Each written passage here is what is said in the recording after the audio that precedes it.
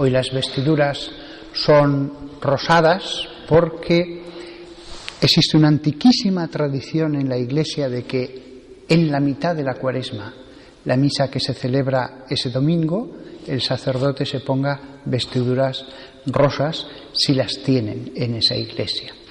Esta costumbre desde los años 70 fue abandonándose y en pocos lugares se mantuvo, pero en los últimos ya casi 10 años más y más iglesias van sacando las casullas que tenían, porque es una sabia idea la de recordar a todos los fieles que estamos en la mitad de la Cuaresma, que tenemos que volver a recuperar el espíritu de entusiasmo, de penitencia que tuvimos al comienzo.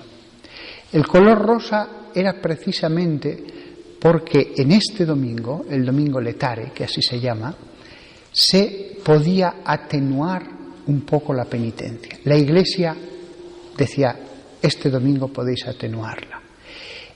Por eso el color rosa, que es como, no es un color severo, no es un color duro. Ojalá que nosotros pudiéramos decir, vamos a atenuarla un poco, que estamos en la mitad. Muchos, estas vestiduras lo que nos recuerdan es, tenemos que volver a empezar la Cuaresma, que no se nos pase este tiempo. Dicho lo cual, quería yo hablar hoy de una cosa que estaba leyendo desde ayer y que me pareció muy bonita. Es los decretos del Concilio de Trento en el siglo XVI sobre la misa. Un concilio como pocos verdaderamente han sido dramáticos. La Iglesia estaba siendo dividida, devastada por las herejías protestantes en Centro Europa y que se extendieron hasta el norte. Todo era Iglesia católica. Y sin embargo, desde el siglo XVI, no pocos países cayeron en esas herejías. La mayor parte de Europa se mantuvo en el catolicismo, en la Iglesia, la mayor parte. Pero perdimos grandes zonas que habían sido una verdadera gloria para la Iglesia. Pero no enteras. Por ejemplo, Alemania, buena parte siguió siendo católica hasta hoy. Sin embargo, una de las cosas que esos herejes negaron fue la doctrina sobre la misa. Y releyendo la sesión en que todos los obispos del mundo que pudieron y quisieron ir en Trento se reunieron, os voy a leer algunas partes que me impactaron. Ya el comienzo de esta sesión, de la declaración de esta sesión, es muy solemne, es muy diciendo, escuchad toda la Iglesia. Comienza así: el sacrosanto, ecuménico y universal Concilio de Trento, legítimamente reunido en el Espíritu Santo, presidiendo en él los mismos legados de la sede apostólica, a fin de que la antigua, absoluta y de todo punto perfecta fe y doctrina acerca del grande misterio de la Eucaristía se mantenga en la Iglesia católica, y rechazados los errores y herejías se conserve en su pureza, enseñado por la ilustración del Espíritu Santo, enseña, declara y manda que sea predicado a los pueblos acerca de aquella en cuanto es verdadero y singular sacrificio lo que sigue. Es un comienzo solemne y parece mentira, pero es una sola frase, no hay un solo punto. El sacrosanto, ecuménico y universal concilio. Sacrosanto no es una reunión simplemente de unos hombres que se reúnen a discutir, es algo sagrado, la reunión de todos los sucesores de los apóstoles, todos los que pudieron ir. En aquella época, venir desde España hasta Trento podía ser más de un mes, no todos fueron, como es lógico, pero había una representación de todas partes. El sacrosanto ecuménico, de todo el mundo, ecuménico, y universal, otro sinónimo. Concilio de Trento, porque fue en esa ciudad, legítimamente reunido. Es decir, un concilio es legítimo cuando es convocado, un concilio universal es legítimo cuando es convocado por el Papa, para que sea verdaderamente la reunión de todos los obispos que van a deliberar sobre algo, tiene que ser convocado por él. Solamente el Papa puede convocar un concilio universal. Puede haber concilios regionales de un país, de una pequeña zona, eso sí, pero universal solo el Papa. Legítimamente reunido en el Espíritu Santo. No se reunían, como he dicho, unos cuantos hombres a hablar, sino que se reunían en el Espíritu Santo. Vamos a orar al Espíritu para que nos ilumine. Vamos a pedirle que nos inspire. Cierto que solo en la Sagrada Escritura esa inspiración es tal que no hay error, sino que además las cosas están dichas como Dios quiere. Eso es único, la Sagrada Escritura. Pero eso no significa que el mismo Espíritu que inspiró las Escrituras también pueda inspirar a los obispos cuando todos juntos se reúnen. Y por eso dice, legítimamente reunido en el Espíritu Santo. Y añade, presidiendo en él los mismos legados de la sede apostólica. El Papa no fue hasta Trento, envió unos legados.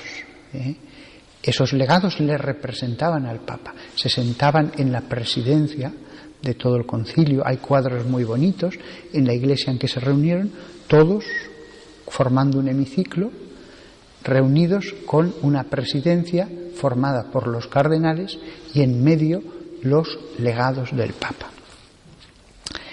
Se habían reunido a fin de que la antigua, absoluta y de todo punto perfecta fe y doctrina acerca del gran misterio de la Eucaristía se mantenga. ¿Para qué estaban reunidos en esa sesión? En el Espíritu Santo, de todas partes del mundo. Para que se mantuviera la doctrina acerca del misterio de la Eucaristía. Menuda sesión tan importante. No iban a tratar acerca de este asunto pequeño o de este detalle. Se había negado por parte de los herejes protestantes la misma misa, cosa que ni siquiera los ortodoxos, cuando en el año 1000 se separaron, ni siquiera ellos la habían negado.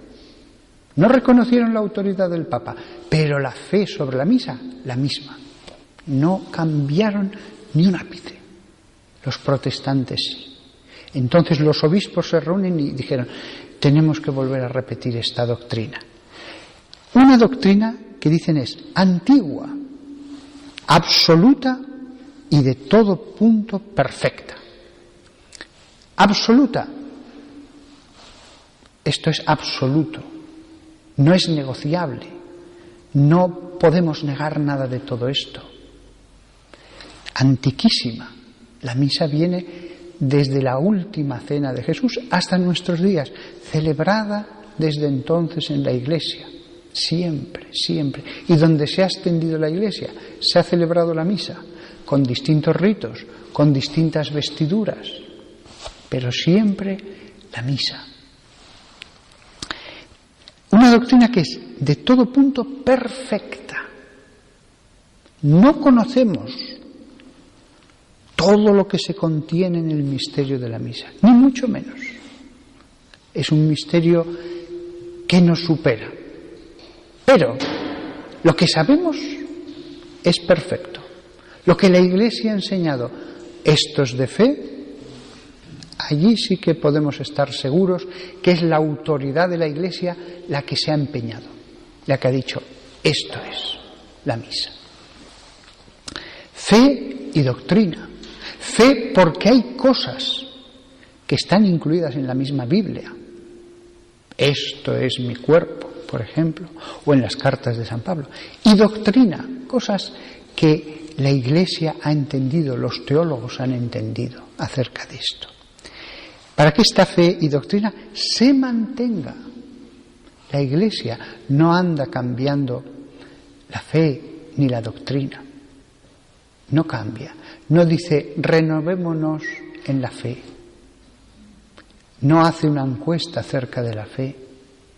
Los concilios son para profundizar en la fe, para explicitar algún aspecto de la fe que está oscuro, que no se entiende, que es puesto en cuestión.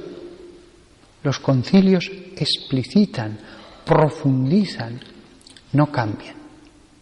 La fe es la misma, pero no solo la fe, la doctrina del magisterio no cambia de una generación a otra. Lo que creemos acerca de la misa es lo mismo que creían los primeros cristianos y los cristianos del siglo XVI y vuestros abuelos, así hasta nuestra época. Esto, sea dicho de paso, vale para todo. Algunos creyentes creen que la fe es como plastilina, que se puede modelar según nuestras pasiones, según nuestro...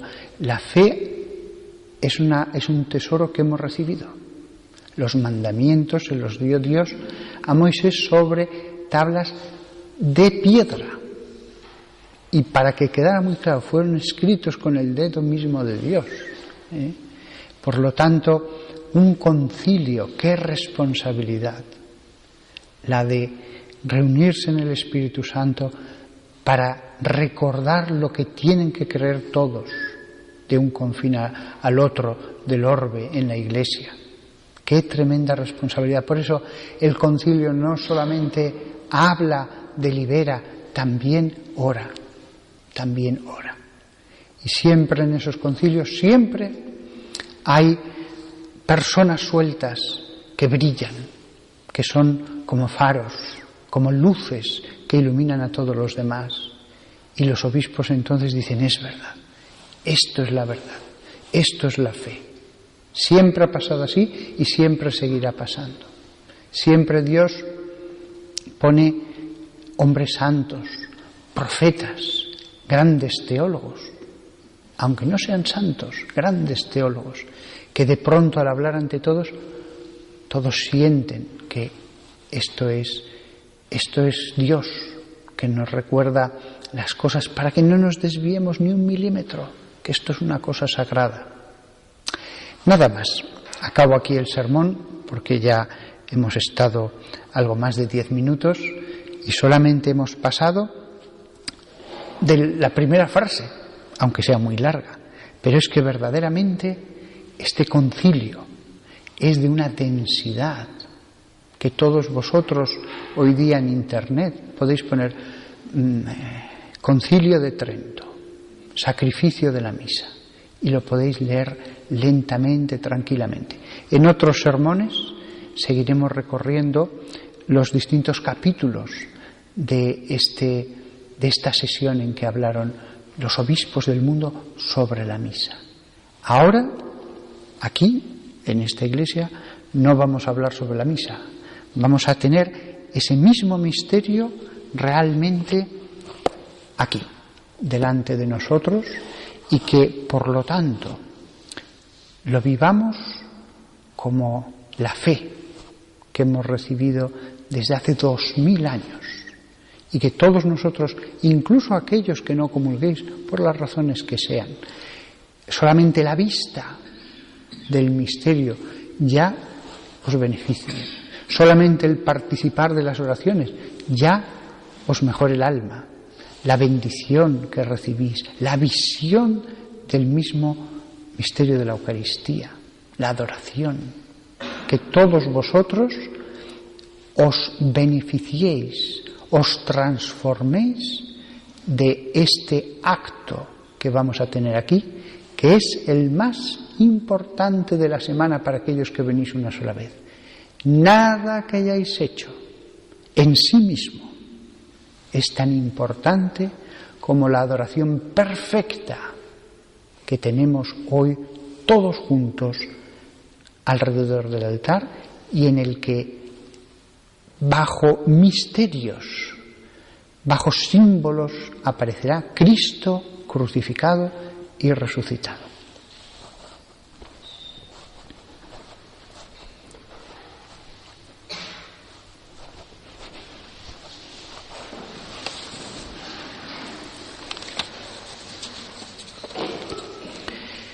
Creo en Dios, Padre Todopoderoso, Creador del cielo y de la tierra. Creo en Jesucristo, su único Hijo, nuestro Señor, que fue concebido por obra y gracia del Espíritu Santo. Nació de Santa María Virgen, padeció bajo el poder de Poncio Pilato, fue crucificado, muerto y sepultado, descendió a los infiernos. Al tercer día resucitó de entre los muertos, subió a los cielos y está sentado a la derecha de Dios, Padre Todopoderoso. Desde allí ha de venir a juzgar a vivos y muertos. Creo en el Espíritu Santo, la Santa Iglesia Católica, la comunión de los santos, el perdón de los pecados, la resurrección de la carne y la vida eterna. Amén. Oremos a Dios Padre. Él es rico en misericordia y nos muestra su bondad en Cristo Jesús.